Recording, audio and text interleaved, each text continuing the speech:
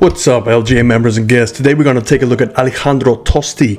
Now I'm looking at his stats here. The guy's 5'6" and absolutely just rips the golf ball. Driving distance is 314.6, longest drive is 376. We're going to take a look at how he creates all his energy and power, and he has a really unique move. But before that, I want you to take a look at these two videos, and we're going to mute it and play some music so I don't get copyright stricken by the PGA Tour. But this is the kind of character he is. So for those of you who haven't seen this yet, here is Tosti at 17 TPC Sawgrass at a PGA Tour. So here we have Tosti, the 2024 PGA Championship, and you can see that green on the left side. It is just an island green. It is a recipe for high numbers, but take a look at what he does. 349.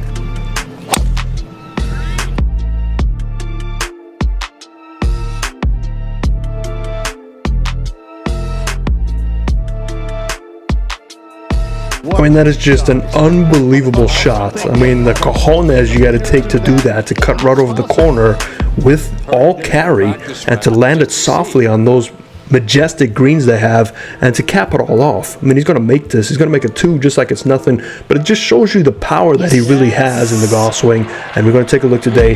But that's more of his character, and I have heard from the gentleman who sent me the recommendation for this video that Tosti doesn't like rental cars. He thinks they're a scam, so instead he drives these beaters around the country to play tournaments. So he sounds like my kind of guy. Let's just break him down so at least you get to see what his cause and effect is, and maybe you can, you know, shrink to 5'6", or some of you might have to grow to 5'6", and you can bomb it too. But let's take a look. Okay, so we're going to take a look at Tosti here. Now, what you'll notice is there is a move that he has at the top of the swing where it really separates, and this creates a lot of stress. Okay, let's start it out. We got the Gumby green with the lower plane line and upper plane lines, and the back brace line. We'll still keep it at Gumby green just for argument's sake, and we can't forget Barney Purple. Now, Barney Purple's kind of tough to see, so you know what? I'm sorry, Barney. We got to sacrifice you for Mellow Yellow. And so we're going to do a quick little check to see the centeredness, and we're going to split the difference right about there's these arches of the heels, and you can see this. It's again that nice setup that it's athletic. So you want to look at your setup when you start your swing.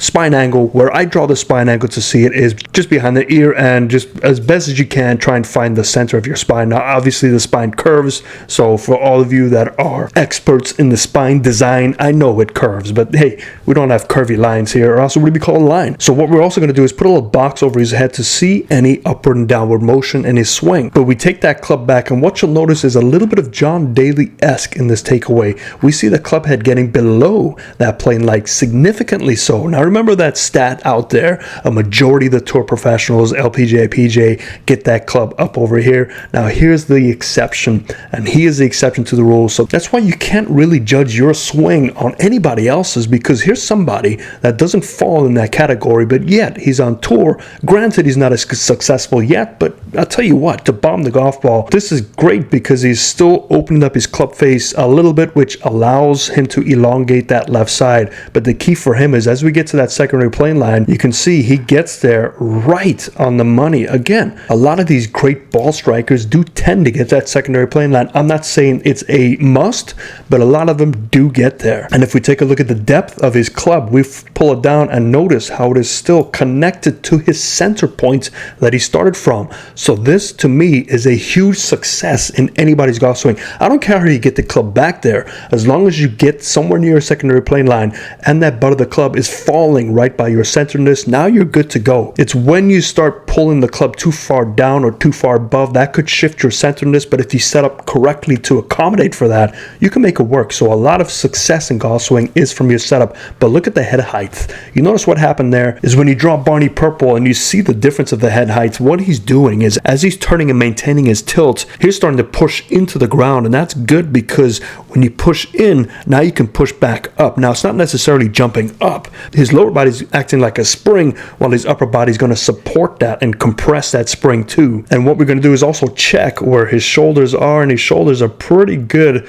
perpendicular to that spine angle. So far he is hitting all the points. He is rotating, he is tilting, his hands are centered to him, which is key, because if they weren't, he'd be fighting that centeredness. Remember, this man is only 5'6", so in order to hit the golf ball 372 yards, whatever that number was for his furthest, and average 315, That's saying something for somebody that's 5'6". Now let's take a look at this first move. So let's do our triangle check in red, and what we're going to look at is where the triangle will move. Now typically what we'll notice with all great players is the original motion from the top of the swing. When they transition, they do fall straight down that center of the triangle. Not all the time, but most of the time they do. Let's see if it occurs here.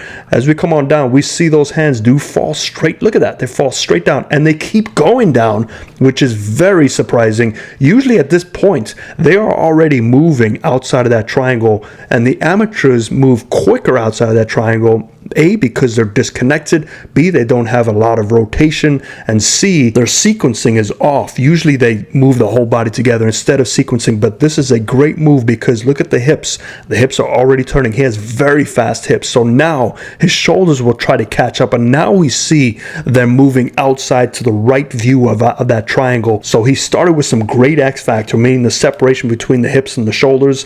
And as he gets that sequencing going, his hips are turning so much and his shoulders are basically staying there while he reconnects his hands down that lower plane line. You talk about power. That is why 5'6" can hit it as far as he does.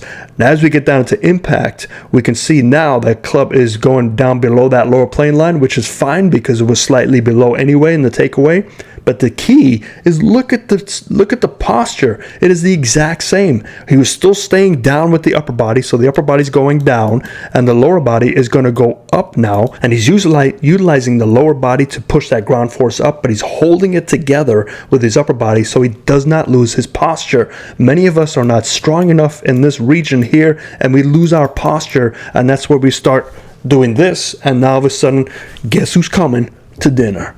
So now we keep going through. Shoulders are going to stay square to the target. Hips are opening up, so that X factor is just unbelievable. As we strike on through, we see the shoulder tilt is pretty good. We don't have an accentuated shoulder tilt. So if we take a look at our shoulder tilt numbers right past impact, we see that he is at 55. And if we go to the top of the swing, what is he at the top? He is at 33. So he's a slight bit more, slightly, than tour average, but he's right around that area. And once we go past impact, we could look at that shaft exit. It is above the secondary plane line, which means there is delayed action with the hands and arms, which is what you're looking for if you want to hit the golf ball far, because the more that club head faces your spine angle here, the more your body's involved. If you start looking at your swings at home, you'll probably find your escape is here to here. I've even seen down over here because the hands really turn over because of lack of connection, lack of body turn. But this is why he can probably just pound the golf ball, and he comes on through. Look at that right arm. It's over that top, that secondary plane line. And now we take a look at that club shaft. It is matching the spine. So he gets through eventually with very little hand manipulation. But I want you to look at this driver swing, because the driver swing really shows you the amount of X factor stretch that he is able to develop. And this is what gives him so much power. Now, first of all, we got to take a look at the width of the stance. So it's a very wide stance, and this is important for him to be able to turn and tilt accordingly while staying fairly neutral. Now, I wish this was more face on. We don't have much selection of him out there, but the key thing to look for, and we're going to do this in Barney Purple, is we can see the tilting of the shoulders, and we take a look where the hands are connected to that tilt. It is right on. Now, it's hard to tell if there's any forward press just because of this angle of the camera is not exactly face on, but I would assume there's a slight forward press, but he's able to do it correctly because of that move he has at the top. As we start to go to the top of the swing, what I'm going to do is I'm going to also draw a mellow yellow line in this angle here, because that's basically his spine angle, and he's connecting it with his lead leg. As we get to the top of the swing, we can still see that he's in his spine angle, but look at that upper body. It goes down. So he's immensely connected here. We see this great extension. We see the hands are still in front of the chest, and he's well past 90 at this point, and he still goes back even further. So here, I mean, you would have to imagine that his shoulder turn is probably 120, 130. That's a lot of shoulder turn, but look at the hips. The hips aren't even close to that. So the amount of X factor that he establishes at the top is incredible. We do see that club shaft get nowhere near to parallel, which is phenomenal. Now, if we take a look at the angles, let's do this in gummy green. We take a look at the left shoulder to the left left hand and then take that angle of the club shaft. It's at 116. I'll show you where 90 degrees is, and we'll do this in blue. So we'll try and get as best as we can to 90. Right there is, well, that's close enough, 89.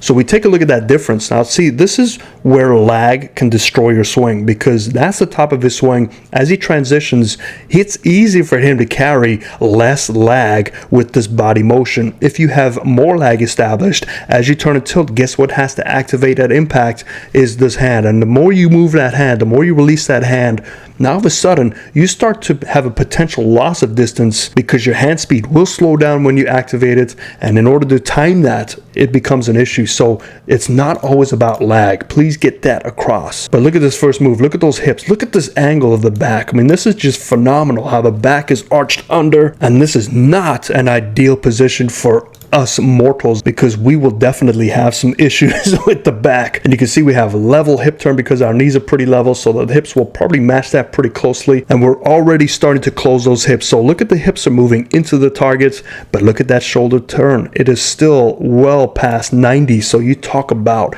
I don't know what his X-factor stretch is. I would imagine it's probably close to 120 degrees at this point. And I want you to watch the right leg action right here. I'm going to draw a little homemade arrow, because watch what happens as he keeps turning. Notice how the right leg doesn't buckle in. If it buckles in and goes towards this left leg, the whole upper body will potentially fall back or even move with that and go this way. So it's very key for that lower body to be wide, specifically with the knees, and that's why he has that nice wide stance to support all this torque and lower body moving up and down. There's an immense amount of power ready to be unleashed at the golf ball. And as we come on down into impact, watch the hips. They're going to keep turning. The right knee still stays braced. It doesn't come into the target at all. He's opening up. This must put a lot of pressure on his knees, but he releases the left knee by turning even more as he strikes it. Look at that. I mean, that is just unbelievable. We take a look at the hands are in front of the chest, nice and straight, and we do have that forward press going on, but this is good because he's still hanging back. So if we look at that hanging back action, we're making sure we're swinging well up on the golf ball so that forward press is carried over correctly. So if we clear all those lines up, just look at this. We have a huge upper body staying down and turning while the lower body is driving up. So that is a very incredible motion, something I really do not recommend, because you will be in a body cast for about 6 years. So let me know what you think of this swing in the comments down below. Have you ever heard of him before? Do you want to watch more of this stuff? And if I find a better face on, if anybody can have a better face on for me to view, please send it to me. I want to do a correct face on, not this 3/4 view, although we did learn a lot from it. But let me know in the comments below. I'll see you tomorrow for a live show, Fairways and Greens.